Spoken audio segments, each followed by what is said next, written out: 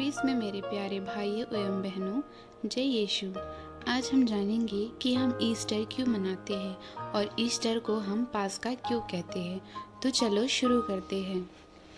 Easter को यूनानी और लैटिन भाषा में पास्का कहा जाता है, जिसका मतलब होता है पुनरुत्थान का दिन, क्योंकि उस दिन प्रभु यीशु मसीह मौत को हराकर कब्र से बाहर निकल आए थे। उनका पुनरुत्थान हुआ था, इसलिए इसको ईस्टर संडे या पुनरुत्थान का दिन कहा जाता है। शुक्रवार के दिन प्रभु यीशु मसीह को मारा गया था, गाड़ा गया था, उनके हाथों में कीलों को ठोका गया था। उन पर कुछ इंसानों ने तो थूका भी था और शारीरिक मृत्यु के बाद उसे कब्र में रख दिया गया था, जैसा कि यहूदियों के रिवाज के अनुसार सबों को मरने के बाद कब्र में रखा जाता था। और फिर हमारे मुक्तिदाता प्रभु यीशु ख्रीस्त मुर्दों में से तीसरे दिन यानी कि रविवार को वहां से जी उठे। भजन संहिता के अनुसार अध्याय 22 पद संख्या 16 में हम पढ़ते हैं, राजा दाऊद के द्वारा 1400 साल पहले एक भविष्यवाणी में बताया गया था कि यीशु के हाथों पांवों को छेदा और ठोका जाएगा और उसकी मृत्यु के समय उसे चारों तरफ से घेर लिया जाएगा। जब राजा दाऊद ने यह भजन संहिता लिखी, उस समय तो क्रूस की मृत्यु का नामो निशान भी नहीं था और ना ही उस समय रोमी साम्राज्य भी था। और हम जानते हैं कि क्रूस की मृत्यु तो रोमी साम्राज्य में ही आई थी, लेकिन परमेश्वर की महान योजना में पहले से ही यह ठहराया गया था कि यीशु को सूली पर चढ़ाया जाएगा। एक दूसरी भविष्यवाणी में भी पढ़ते हैं, यशायाह अध्याय 53 उसके वचन 5 में लिखा है, 700 साल पहले भी भविष्यवाणी कर दी गई थी कि वह हमारे ही अपराधों के कारण घायल किया जाएगा, कुचला जाएगा। हमारे शांति के लिए प्रभु यीशु कोड़ों भी खाएंगे। और भविष्यवाणी में यह भी बता दिया गया था कि वह मुर्दों में से जी उठेंगे। यशायाह अध्याय 53 में भी यह कहा गया है कि अत्याचार करके और दोष लगाकर वे उसे ले गए। उस समय के लोगों में से किसी ने भी इस पर ध्यान नहीं दिया कि वह जीवितों में से उठा लिए गया। मेरे ही लोगों के अपराधों के कारण उस पर मार पड़ी थी।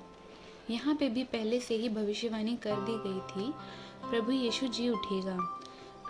फिर से राजा दाऊद के द्वारा 1400 साल पहले एक और भविष्यवाणी की थी, जिसमें लिखा था, तू मेरे प्राण को अधोलोक में ना छोड़ेगा, ना अपने पवित्र भक्त को कब्र में सड़ने देगा। यह हम भजन संहिता के अध्याय 16 पद संख्या 10 में पढ़ सकते हैं।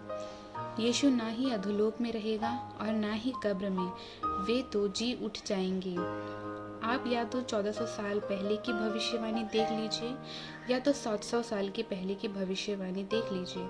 यहूदियों के इतिहास जैसा कि योसाफार के इतिहास को भी देख सकते हैं। यह सभी बातें मिलाकर यह साबित करती है कि यीशु का पुनरुत्थान बिल्कुल निश्चित था। पहले ही परमेश्वर ने योजना बना दी थी और पौलुस ने भी यह लिखा था पवित्र शास्त्र में, यीशु मसीह हमारे पापों के लिए मरा जाएगा, गाड़ा जाएगा, पवित्र शास्त्रों के अनुसार, वचन के अनुसार तीसरे दिन भी जी उठा जाएगा। और उसके बाद जी उठने के बाद 500 से भी अधिक लोगों को दिखाई दिया गया। यीशु अपने चेलों के साथ 40 दिन दोबारा जी उठने के बाद भी रहा। इन कारणों की वजह से इस बात को झूठी नहीं ठहराया जा सकता, क्योंकि क्रिस्तीय लोगों के पास पूरे सबूत हैं इस बात को साबित करने के लिए। दोस्तों, यीशु के पुनरुत्थान द्वारा हमें एक आशा मिलती है कि हम भी मरने के बाद यीशु के समान मुर्दों में से जी उठेंगे।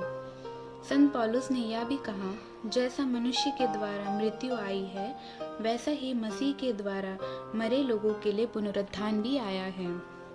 इसलिए हम कैथोलिक लोग यह विश्वास करते हैं कि प्रभु मर कर मुर्दों में से महिमा के साथ जी उठे, तो उस दिन जी उठने द्वारा हम भी प्रभु यीशु को महिमान्वित करते हुए उस दिन को पास्का ठहराते हैं। यीशु ने कहा, पुनरुत्थान और जीवन मैं ही हूँ। जो कोई मुझ पर विश्वास करता है वह यदि मर भी जाए तो भी मरा नहीं जाएगा। तो हमें इससे यह सीख मिलती है और पास्का मनाने का यह तात्पर्य है कि ईस्टर हमारे लिए एक मौका है कि हमको अपना मन फिराकर ईश्वर के सहभागी बने। आमीन।